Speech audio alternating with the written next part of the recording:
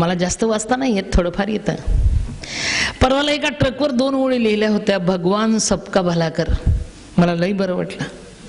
भगवान सबका भला कर खाली लिहिलं होतं मोठ्या अक्षरात, वरच्यापेक्षा खालची ओळ मोठी होती. भगवान सबका भला कर मगर सुरुवात मुझसे कर.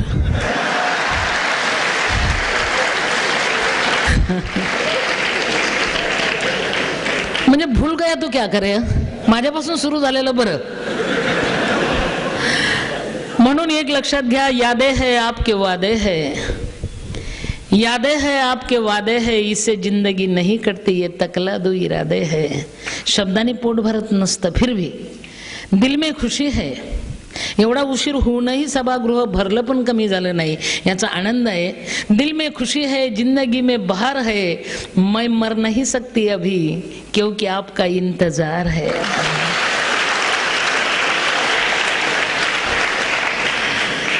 खरं ही कमाई आहे बाबा इथल्या कार्यकर्त्यांची, की एवढी सगळी लोक येऊन बसले, अगदी नंबर लावून वर पण जाऊन बसले. बाबे काय खरं नाही बाबा, अगदी इधर उधर सब पब्लिकच. म्हणून एक लक्षात घ्या, मी सुरुवातीलाच कबूल करते, चुकलं माकलं माफ करा, मी मराठी 4थी पास आहे. पास आहे पण मी मराठी 4थी पास आहे. आणि आश्चर्य म्हणजे फुल टाइम नाही, हाफ टाइम. कारण सकाळी म्हशी वळायच्या, म्हशी पाण्यात बसल्या, अंगाला ऊन लागल्याशिवाय म्हशी पाण्यात बसत नाही. म्हशी पाण्यात बसल्या की मी शाळेत जायची. आणि खरं सांगू, शाळेत उशिरा आला म्हणून मास्तरनी मारायचं, म्हशी पाण्यातून उठून शेतात घुसल्या म्हणून शेतकऱ्यांनी मारायचं. डबल मार खात मराठी 4थी पास, सिंधुताई सपकाळ जिंदाबाद.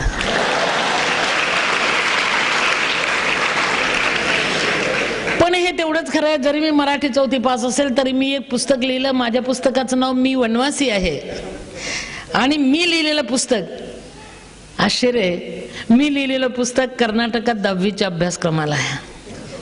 मी लिहिलेलं पुस्तक कर्नाटकात 10वीच्या अभ्यासक्रमाला आहे, महाराष्ट्रात नाही आहे. याचं कारण आहे, या महाराष्ट्रात मोठं व्हायचं असेल तर मरावं लागतं बाबा. या महाराष्ट्रात मोठं व्हायचं असेल तर मरावं लागतं. मेल्यानंतर माणसं जिथं मोठी होतात त्याचं नाव महाराष्ट्र आहे बाबा.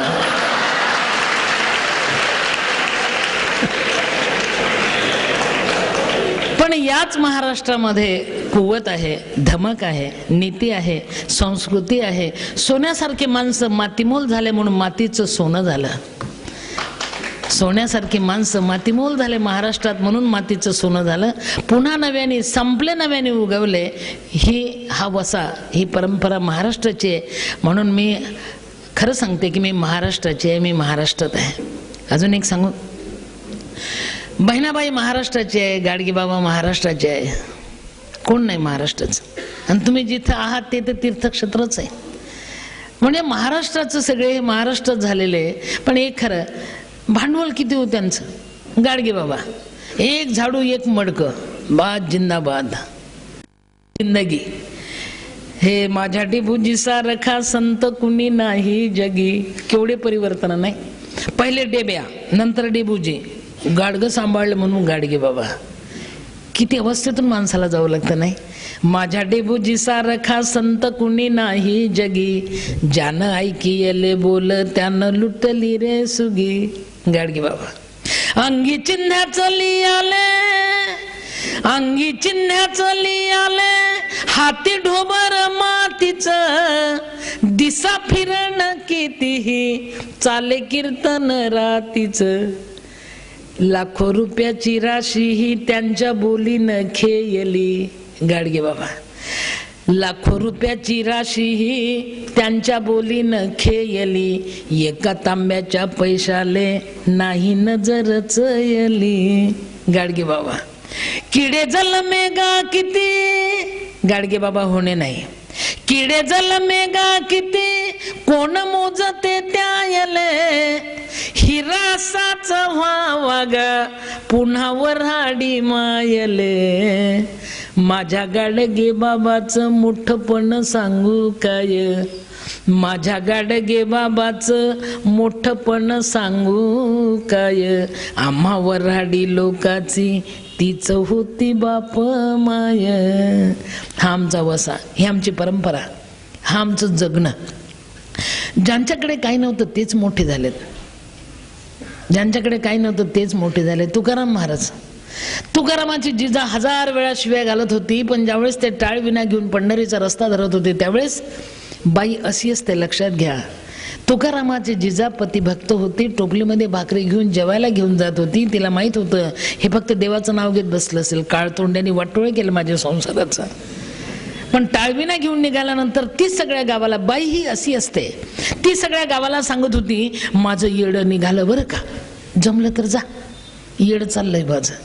तुकोबाची कांता सांगे लोकापाशी, हे आमचं जगण्याचं सार आहे. तुकोबाची कांता सांगे लोकापाशी, येडा माझा जातो पंढरीसी. फुटकाचं टाळ तुटकाचं तारा, काय भांडवल हो जगण्याचं. फुटकाचं टाळ तुटकाचं तारा, करियर झारा पंढरीच्या. पटकन तिला राग यायचा, माझ्या माय बापे बरे नाही केले, पदरी बांधले भिकाऱ्याच्या. चाललं बरं का ते. तुकोबाची कांता सांगे लोकापाशी, येडा माझा जातो पंढरीसी. हे जगणं बायानीच जगावं खरं. तुकाराम महाराजांना शुद्ध तरी कुठे होती, घरामध्ये तेल तिखट मीठ आहे की डाळ दाणा आहे की नाही आहे, हा माहितीच नव्हतं, कळतही नव्हतं, बघतही नव्हते. एक जिजा नसती तर. म्हणून लक्षात घ्या, बाई नाही तर काही नाही बाबा, बाई नाही तर काही नाही. म्हणून आज मी तुम्हाला सांगून जाणार आहे, कधीतरी घरी संध्याकाळी तरी निदान बायकोला थकलीस का म्हणा, खरंच म्हणा.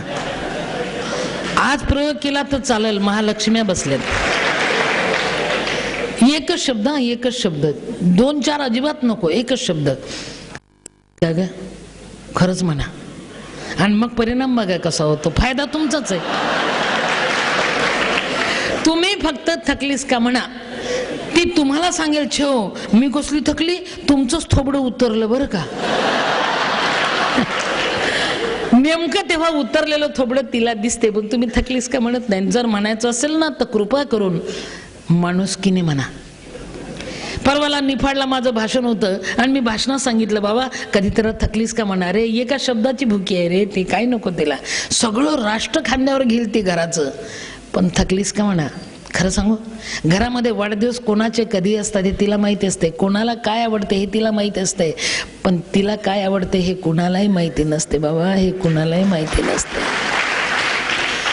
म्हणून थकलीस का म्हणा असं सांगितलं आणि एक मोठाच्या मोठा पेहलवान उठला, चौकोनीच होता बाबा. पेहलवान अंगाने मोठे असतात, मनाने अलवार असतात. त्याला वाटलं साला शुभश शीघ्रम, उशीरच झाला, आजच उद्घाटन करून टाकूया. ते भाषणातच उठलं, ताड ताड घरी गेलं आणि बायकोला म्हटलं इकडं ये. ती घाबरतच आली. म्हटलं तुझ्या आईला तुझ्या थकलीस का.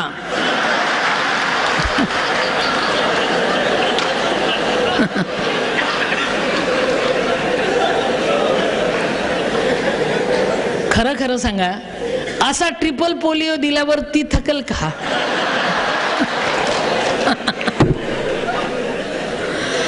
म्हणून पहिलवानाच्या भाषेत थकलीस का म्हणू नका बाबा.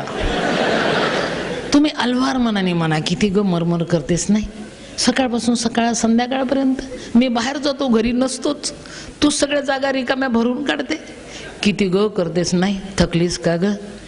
ती तुम्हाला सांगेल, तुमचा हात धरेल, जवळ येईल, हळूच सांगेल, खरं सांगू मी थकली नाही हो, पण असं कधी कधी म्हणत जाऊ, लई बरं वाटतं हो खरं.